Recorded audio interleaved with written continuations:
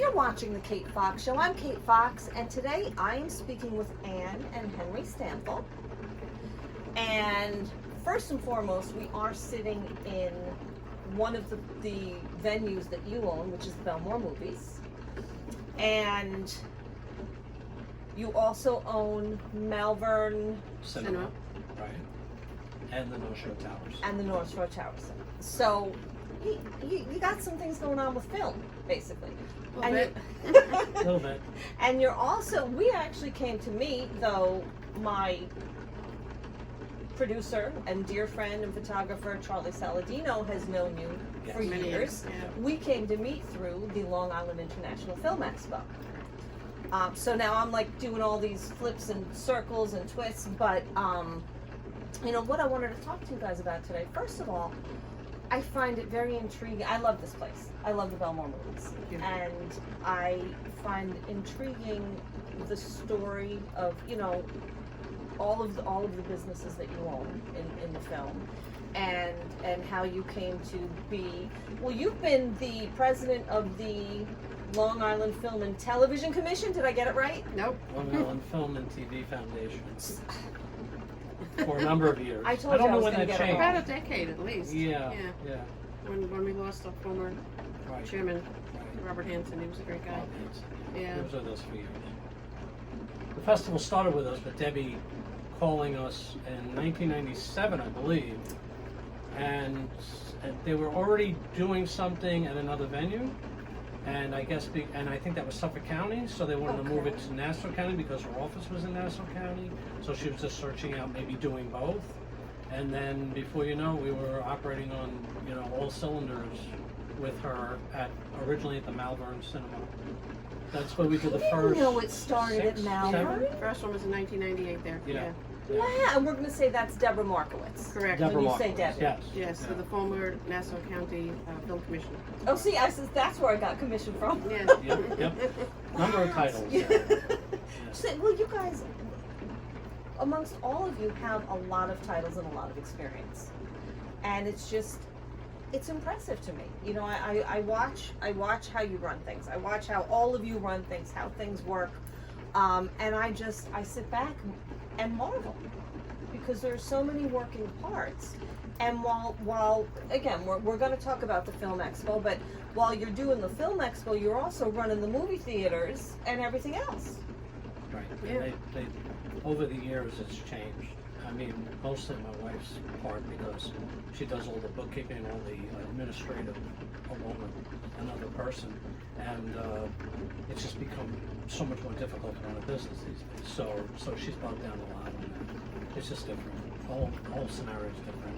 It was a lot easier. At one time, we ran 5 different venues. 5 different. It was Long Beach, the Belmore Movies, Malvern Cinema, Oceanside Twin, and the Calderon In Hempstead. in Hempstead. We ran Wow. for like 2 years, and we were able to do all that. And I don't think you had an assistant. No, I didn't have an assistant So then, she- and I did the payroll. And you did it the was payroll. weekly. How'd you do it? I don't know. A lot of coffee. I don't know. Yeah. And raising kids. They were Yeah, young. the kids were young then. Wow. Yeah. They're in their late 30s now. The girls. I mean, we would just like all of a sudden just say, let's go down to the Jersey Shore, or let's take a vacation. We had to do it spontaneous. My poor kids never knew. I'd just come home and say, I've had it, we gotta go somewhere. And that's what we Really? did because we were busy all the time. That's how we did it. Yeah. Well, you guys are busy all the time now Yeah. too. All the time. Well, that's what I'm saying. I don't know how we did it then, and now we're still busy all the time. Now we have 2 less theaters and assistant. And an assistant, bi-weekly yeah. payrolls. And I don't do half of what I used to do, But but every day I'm doing something, so it's, Yeah. yeah. Well, just like everything else, the world's changed, Right. and everything's changed. You know, and especially to be in the entertainment industry, no matter what part of it. I mean, it's a completely different animal. Yeah. Can't blame it all on COVID. It's also changing times. I mean, before COVID, it was becoming It was difficult. challenging before COVID. Yeah. Yeah.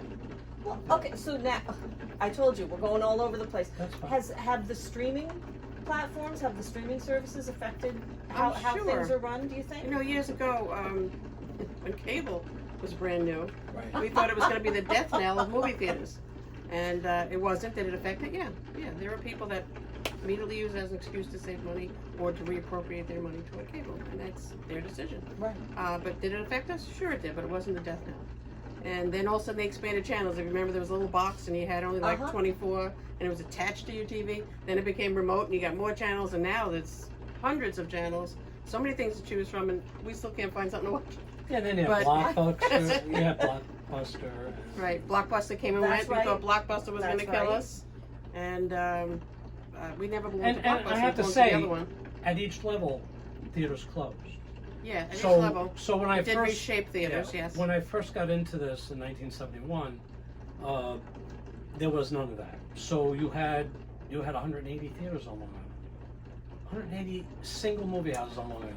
Then they started multiplexing. That started putting some smaller theaters out of business. Then then cable came in. Maybe some closed. Then now I think we might have maybe 40 multiplex. 40 theaters left. I don't know. I Yeah, don't count it definitely reshaped But that across the country. Yeah. So with every level of competition, some of the theaters fall to the wayside. The survivors pick up the slack and maybe seek to reinvent go. themselves. We Right. did that. We Yeah. had to reinvent ourselves at Couple one times. point. Couple Yeah. times. Yeah. But with real estate, even the price of real estate, they started to multiplex as well, because now it's all these screens under one roof instead of one point of sale with one title. It made sense real estate wise to maximize your. Well, because Square footage. if you remember, Ian, in the old days, you played Jaws all summer. Oh yeah, when you book, that was the norm. So that was the norm. So the company said, well, if we're required to play something for 6, 8, 10 weeks, we should have more screens in our building. And that's so the distributors made those requirements in that day. And I remember showing The Deep in Cedarhurst all summer. Wow. Yeah. When Jaws came out, or even Star Wars, whoever had that, it was there for months. So so the industry has changed a little bit. No, they no longer do that. So I don't know. No, it's like I was trying to take my son, I don't know, maybe Top Gun. We just saw the Top Gun or whatever. And I'm trying to find a movie and it's okay, it's here today. Oh, I can't go today, so maybe next week. And it's not there. Sometimes that does happen. It's like, and it's even with the popular ones. They're here a week or two and then they're gone. Yeah. Well, now some of the films, as we were just talking about this morning, like the film Lightyear, that was, if you wanted to book that, you guaranteed them 3 weeks. Really? Yeah, they're not all film companies do it, but there are some film But the companies 3 weeks that is do that. nothing compared to what it used to be. Yes. Right. I remember there was a film that we went to the screening and I won't say the film, but it wasn't great. And one guy had a single movie house and he signed on to it, and it was a minimum like 8 weeks. He was in tears. Yeah. He was in tears. He saw the film. He goes, "I'm going to lose my summer." Yeah. And that's And you work all winter, Yeah. and you sacrifice all winter, so, knowing that the gravy yeah. was coming in the summer, the Wow. icing on the cake or whatever, to get you through the next winter, and he was going to lose it. I remember, I don't even know how he made out. Well, yeah, I think they lightened up on that when they saw that it wasn't doing well and they saw nobody was coming. Like, then you're at the mercy of the distributor, and that's the way that was. So that's why the multiplex gained steam. Mm-hmm. The more screens, you don't care if you're playing something. Yeah, you just kick Yeah, into your house you that just- maybe has, 50 seats. Yeah, whatever Or it is. your And you're auditorium. still going, So that's how that evolved.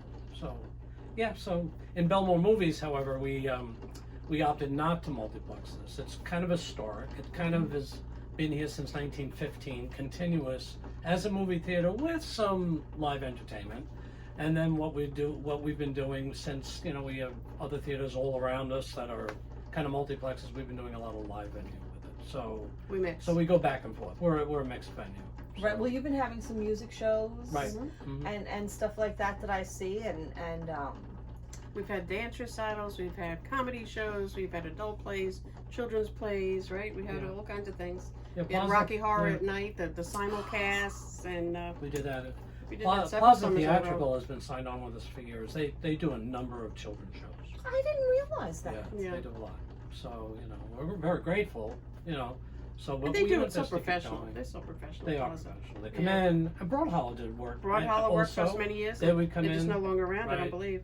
So they would come in and do their shows, and it's all helps keep this place going. It does. You know. But when you walk into the Belmont movies, you think about it, this place was in 1915. Mm-hmm. And we say this all the time. There was a pandemic in 1918 and it survived it. And we just kind of survived this one, like nearly 100 years, a little over 100 years later. And but when you walk in, you feel that sense of history, like the people that built this place. Mm-hmm. They're all resting in peace, let's hope. And generations have come here. My husband's parents came in when they were dating. And they're well over 60 years, that is, closer to 70 years. Oh, I think. I love that. And his mom is still around, so she has a memory of being here. And you know, other customers, like class reunions at a local class reunion, we find former students that are now, you know, in their 50s or 60s coming in, our age, and saying, oh, I used to come here, and oh, this was called the Itch, and the reason why it was called the Itch. And we just found out recently that the theater around the corner was called the Scratch, the Itch and the Scratch. No! I didn't know that it was called the Scratch, the other theater, but that's Back in the day. That's a historical term. The Itch is a historical term. You can, like the reference of gin mills. That's what they call an old time bar, a gin mill. Yes. Well, an old time theater where you could scratch that itch. They even say like 7-year itch with marriage. My God. This was a scratch that entertainment itch that you needed for very cheap. You didn't have to go to Broadway or anything. So there's itch theaters all across the country, but as the years go by, there's less and less, of course, because of age and time, you know. Wow. So it has nothing to do with people say that's because there's burlap seats. There was never burlap seats. Nobody would sit on burlap seats. Nobody would sell burlap The seats. seats were little. They were little because They were little because people were little, but now. Yeah, now we're growing. Now. Now we're And it meant more ways than one, right? Oh my, I love that. I love that little. Who knew? Yeah, most people don't know. What's I fascinating? looked it up and found out. I didn't know either. That's great. You know, when we came in here, we didn't buy from original owners. The place had been shut, and we negotiated with the people that own the property. Now we do own the property. We bought it from them eventually, but it wasn't like the original family that we bought it from Right. that we had any history. We had to find this out by doing research. Wow. Wow.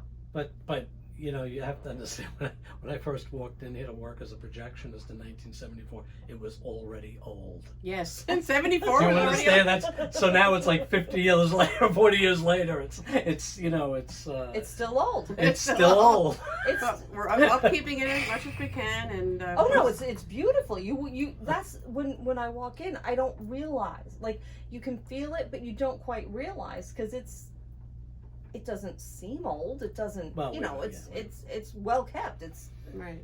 We try. You know, it's fun. We try. You know, it's not so modern. We don't want to make it too modern because then it'll lose the feel of what it's all about. Right. You know, Of so course. And you we're know. still family operated by him and I, but like our daughters both worked here.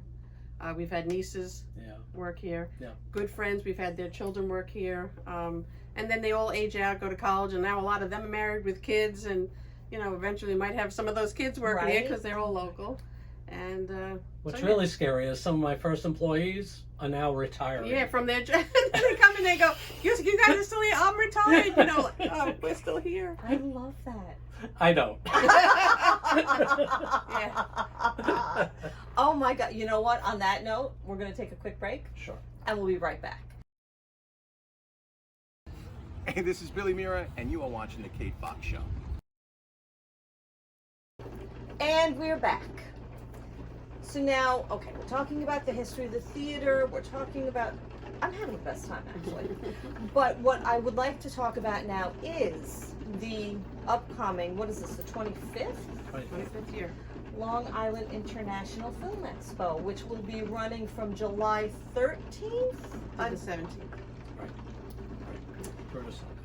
And so now this goes from morning till night, Wednesday through Sunday.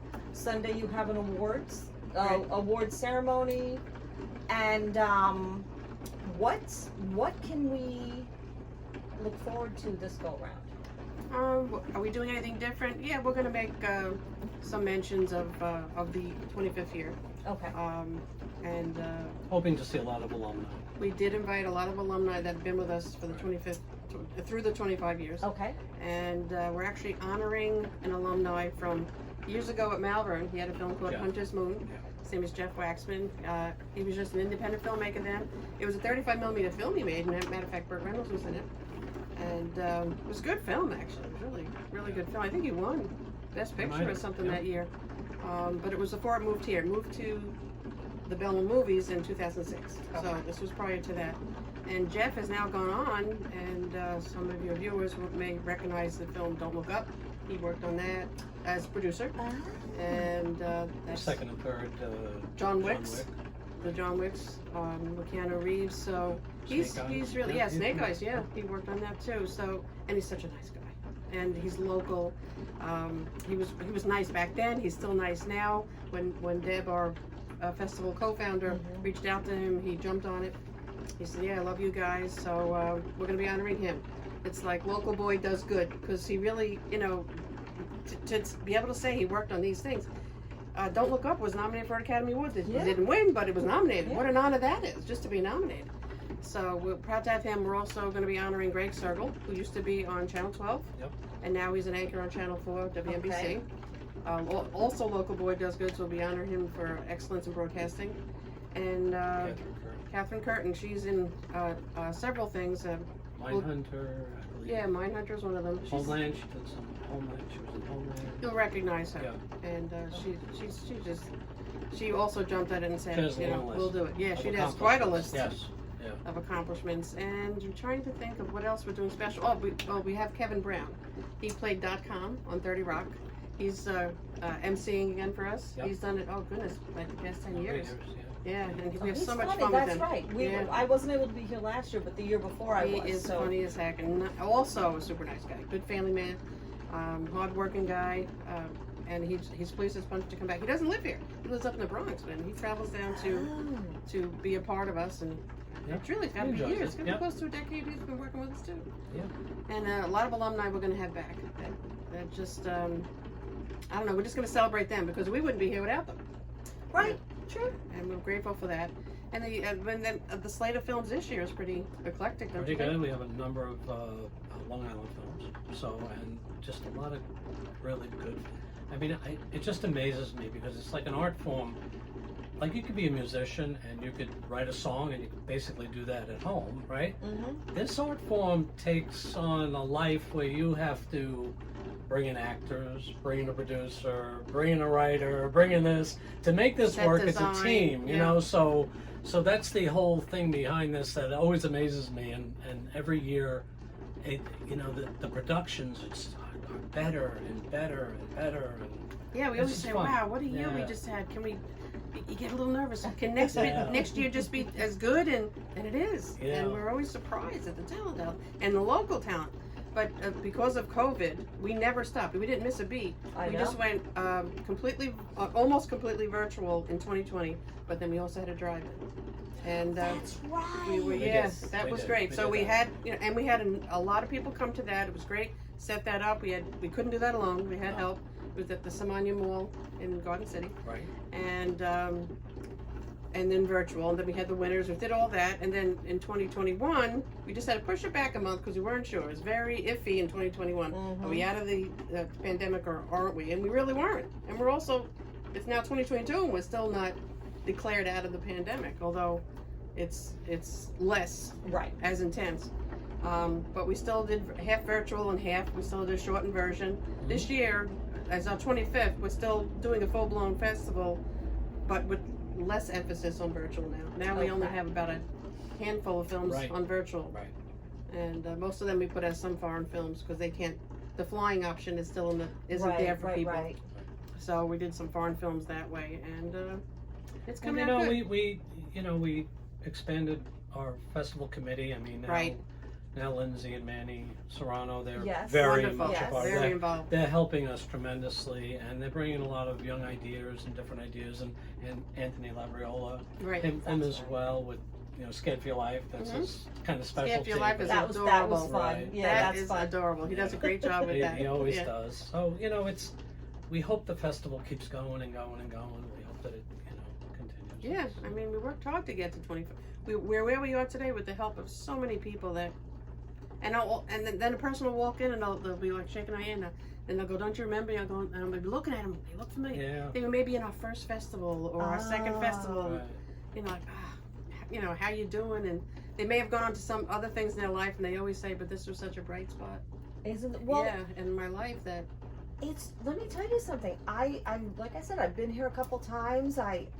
adore you guys. You know, that's how I came to become friends with Debbie, really. You know, Lindsay and Manny I knew before, but still, and I watch the filmmakers and all the people that come through, and everybody loves it, and everybody's happy and wants to be here and wants to hang out, and it's such a great time. You know, it's a wonderful feeling. It's a wonderful atmosphere, you know, that you've created. That's when we really say, people ask me, why do you do this every year? Sometimes it's just to see the end result. Because it's hard going through. You know, it's a lot of work. It is a lot of work. Oh my God! And let me tell you something. It's all let me tell you something. I've been saved by, you know, personally, John Marine has saved me, because back in the day I used to do the technical end, and it was a lot of work, and John had great organizational skills, so he kind of like took it over. It evolved into, you know what it was, Kate? We used to do the festival, and then the award ceremony was always like a month later. Really? So I had time to make clips of all the winners and stuff like that, the nominees.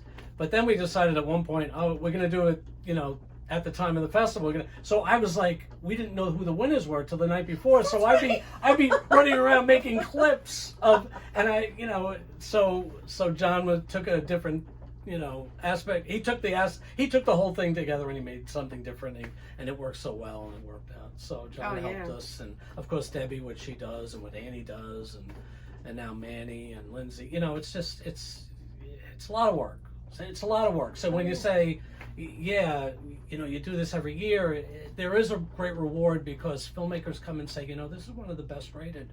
This is known to be a very well rated film festival, and so that makes me very proud to be a part of it, and to be part of the team that's doing it, you know. So it's, you know, because it is a lot of work. It's not about parties, you know. Oh, and let me say, because we're talking about films and filmmakers, there are also panels and things that go on during the festival, which I didn't even mention. You know, there are different panels and stuff that are scheduled in the what do we call it? Filmmakers Lounge. The Filmmakers Lounge. Yep. And that goes on through the festival while you're screening films. Yep. We're doing something pretty cool this year that we've never done before, and forgive me for not mentioning it. We always had a script writing competition every year. This year, the winner of the script writing competition is going to get a table read. We've never done that. Oh, that's so we actually hire actors, and they take the parts and they do a table read of the full script. I really want to come for that. And it's actually, the tickets are going pretty well for that. Okay. And they're free. All the panels are free, including what I'm just talking about. All the panels are free. Of course, the film blocks are not. That we need you that, and that is the fundraising part of keeping the Film Foundation alive. Plus sponsors. Without sponsors, we'd be nowhere too. Right. So we do that. But this table read, I'm looking forward to seeing how that's going to play out. I had noticed. I forgot about that too until you said it. I was like, oh, that's kind of cool. Yeah, it is kind of cool. It's never been done before by us. Maybe other people, but we've never done it. And then we have like Better Festing panel, meet and greet your DP. We have a director's audition panel that actually takes place the day before we start the festival. Really? Yeah. People come in, and there's like they get a bunch of directors who've made films. We don't want somebody that's never made a film or wants to make one. They've actually had to produce, at least have shown something in our festival, if not gone on to better things. So they give, 3 minutes or less to impress, or something they call. Yeah. So they have spots, and then you come in with your own monologue, and you do that. Again, that's free too. You just got to sign up for it on the website. And the website. Yeah. Should I give the website? Yes, you should. www.longislandfilm.com, and it's all on there. And you can archive and go look at festivals in the past, who's attended. We've had quite an eclectic group. Oh, quite a group. Well, last year I interviewed tons. We're all human here. We're gonna do that. Tons of filmmakers I'd not met. I interviewed Daniel Baldwin. Saw his film, which was great. You bring in every level of experience in filmmaking. Yeah, and he was pretty easy to chat with. He was very nice. Yeah, to me, he was very pleasant. Right, very pleasant. We accosted him outside. But I have to say, most of the people that we've brought in over the years have been very supportive and very easy to, Bill Sadler, he's like the easiest Bill Sadler guy. is and he's and I was talking to Bill, I said, you really inspire people when you come. And he goes, he didn't realize he did. But I guess he did, but he was like, really? He's very humble. He's very humble. It's great when they come by and they just want to support us. And just to say about our alumni, it's just not that they come back for this. There's certain filmmakers that try to come back every year and visit us, even if they don't have a film. Oh, yeah. So it's all good. It's what you fostered. It Yeah. really is. It's We call it the family. Yeah. The family comes back. So it's all good. yeah. Let me tell you, I told you I took a day off from my day job so I could be here during the day more. Don't tell anybody. Mom's word. But we want to be here. Right. It's. I'm not a filmmaker, but I love how it feels. I love watching everyone together. Right. I love the camaraderie and just the everybody's on the same page. Right. And really, it's about the filmmakers and just encouraging future. We have a section of just student block. Oh, that's And we have a right. little student award too. I mean, we want to encourage, we have to foster. Actually, that's in the charter for the Yeah. Film Foundation, is to foster future filmmaking. And we do every year. And actually, the winner of the Locust Valley Film Festival, which is a high school, Mhm. right? Yep. They automatically get entry into our festival. Oh, that's great. Yeah, that's one of the things they win at their high school, is to be in our festival. And they're so excited. The moms and dads come, aunts and uncles, cousins, siblings, they all come and they cheer them on. And the student block is usually Yes. a lot of fun. So, it's not going to be the same quality, although every once in a while we get a student Yeah, you filmmaker never that's know. fantastic. Sometimes you do. And you yes. go, this can't be a student film, Yeah. and it sure is. Yep. Like, we make them, they have to send documentation that they are a student, usually a current student ID. But they're fun. They're a lot of fun. So again, like I said, it's part of the charter, but we would do that anyway, even if it wasn't. Right. I think student filmmaking is fun, I mean, as a single theater, we do this throughout the year, so filmmakers will always come to us and want to premiere their film here, and they bring in people. Right. So it's it's great that this place is not only doing the festival, of course, but also would kind of encourage this all year long. And you know what? I want to circle back to that. I want to take one more break, Okay. and we'll be right back. And we're back. So now, when we took the break, we were starting to talk a little more. We had sort of gone back to Belmore Movies and how you do certain events for filmmakers, and we said the live events. What's going on here? What all can we do here if we want to do it? Well, I guess it's auditorium style, so we had that one person inquiring about actually doing a wedding ceremony here. So they're thinking about it. Really? Yeah. We've had showers. We've had bridal showers here. We had a gender reveal over the summer. Yep. Cast and crew screenings for films. That's always fun. And besides we've had other festivals besides this one. We've had other festivals here through the years. Basically anything. We even had it's a multi-venue as long as a it's Tupperware lady, right? Yep. Remember we had Tupperware lady. We Right. had Pampered Chef here. Oh wow. Yeah, anybody, it's auditorium style, so with a stage, he sets up the mics, they sometimes use our screening. Mickey Rooney performed here, long before he passed. That was a great show. That was a great show. Yeah, he did 2 Yeah. back-to-back shows, and Wow. that did well. And Celeste Holm came. So, yeah, And Joe Joe Franklin. Franklin was here. It Mhm. was just it was a great show. it was Yeah. fun. And what else have we had through the years? Of course, the Rocky Horror simulcast Yep. was there all summer, several summers in a row. That wasn't a simulcast. That was No, a show. but the next now, group, Now yeah. our group now is more of a simulcast. Yeah. Right. Trying to think what else we've done. It's basically, as long as it's legal and nobody's Yeah. sacrificed, Yeah. we can basically do it on the stage. Number of tribute bands. Well, yeah, several. Kenny Vance That's was Kenny Vance. mainstay here for a while. Kenny Vance loved this place. He would always say, I just love this place because I guess the way the sound, it doesn't echo inside the theater, but the way he was, so he's singing through like a speaker, but because they do their own adjustments on their sound, he says it just was so wonderful. And he's great anyway. He's just Yeah. wonderful anyway. We've had comedy shows here. Yep. Comedy fundraisers here for Yep. people. Children's birthday parties galore. You name it. Like I said, as long as it's legal, we can do it. Okay. Pretty easy. Yeah. So now, what have I not asked that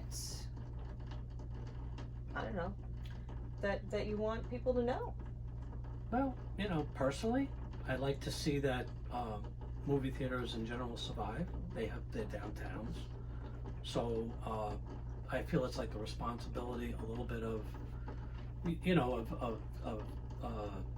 newspapers and stuff like that to keep promoting movies, movie theaters in movie theaters. It contributes to the economy. It does. It really does. It helps a local restaurant as well. When we Yes. have a good movie, you know, I mean, I would hate to see them all shut and everything become gyms or this or that, because it doesn't really, you know, you don't go from a gym to a restaurant. You just don't normally do that. You go No. from- That's No, a you little don't. contradiction. But I mean, there's a place for everything, of course. I'm not poo-pooing those things. It's just that I would hate to see this industry die because we're a little nervous. We're a little nervous to see where it's going to go after COVID. You know, there's a certain comfort zone for many of the distributors to go right to Streaming. Mhm. You know, they know they're going to get their money. They know they're going to. But the movie theater, I believe, this is me, that the Academy Award suffered because there was no movie theater presence to them. Like the year that Okay. everything was streaming, Mhm. they said it was one of the lowest years It to was. watch. And I won't watch anything streaming. I Right. won't. But, I won't it- stream. yeah, so the Thank Academy you. Awards, the Academy Awards suffered. I mean, it was one of the lowest Yeah, it viewing was, you're years. correct. So I tend to think there's this excitement when a film comes out in the theater. Yes. You know, there's a buzz. It's not going to be the same if they're all just released streaming. Right. So Well, we'll and lose that. a Yeah. movie is an experience, really. is. Right. You know, and I've been to a couple of movies with my son in the past week or two, Right. and we get our tickets and we go and we get popcorn. You know, and that's our dinner. Like that's our whole night. You know, okay, what do you want? Popcorn? Okay. You can get whatever junk you want. Don't tell anybody. Well, okay, because that's our dinner. Right. Because but we sit in the movie theater and we watch it and we wait till the credits are done. You know, it's an experience. It is. It and is. and you know, when you stream something, yeah, okay, you're home. You know, Yeah. you can have, I don't know, a steak instead of I don't know. I'm trying to make things up, but it's but chances it's are you're not different. you're not gonna watch it on opening. You're gonna watch it when you can. Right, So right. you're not gonna have that same, oh wow, it's opening this week. right. But it's Yeah. also communal. You're sitting in the darkened theater. All right, there's people you don't know Yes. there, but when you leave, you have a commonality. Right. You've all just seen this. Yeah. And it's fun if you're not talking to the person next to you. You can hear what the other person saying on the way out. Did you see that? You know, did you see Yeah. how old he got? Or he was really good. Or in the case of Elvis, we hear them saying, "Boy, he stole the show. He did better than Tom Hanks." They're saying this on the way out, and it's. But you don't have to know that person, but you could eavesdrop a little bit and hear and be silently agreeing, and Mhm. you walk out kind of feeling good. And if you're showing a movie that's scary, they all walk out with the same jitters and oh my god, that got me. And when I always think of that scene in Jaws when When we the face saw falls that when the face falls out in the boat and they're swimming, the entire audience screamed at the same time. So and even after when I saw it a second time, I still screamed. And I said, "What? I knew it was coming. Why did I scream?" But I still did because the rest of the audience Mhm. did. And you don't get that at home. You might get scared, and the two of you on the couch. You might lift your feet up and be scared together. But if you're in an audience, there's nothing like it. You know, I Nothing was like a it. projectionist, bounced around from theater to theater for about Many 4 or years. 5 years, yeah. And I worked the Mineola Theater when they showed the Bad News Bears, the original. The original Bad News Oh, Bears. I don't know if they Oh, could show that these no. days because it's It's not Oh my politically God. yeah, correct. it's not politically correct. But I love if that I movie. told you that particular theater, I think it sat like through 1,300 people. Yeah. Sold out, show after show. Repeat audiences. People were laughing. They were, I mean, on cue. As a projectionist, you would start to remember the entire script, so you're reciting it, and you'd hear them laugh on cue. And we There's kind of an lost energy that. you get yeah, from we that. lost that Mhm. somewhere, you know. But So- streaming, yeah. you get it. It's not the same. Plus, the streaming is just going to be more competitive. So you're never going to have release dates for one thing. You have like 5 things released at once. It's going to be watered down, and it's just going to take away from the excitement. So I hope the distributors are watching the K-Fox show and understand should that be. we have to continue to make the priority theaters. Yeah. And Because if you I can can, always go to streaming. yeah, Yes. You can't go the other you way. can go there afterwards. Yeah. Why circumvent a money point?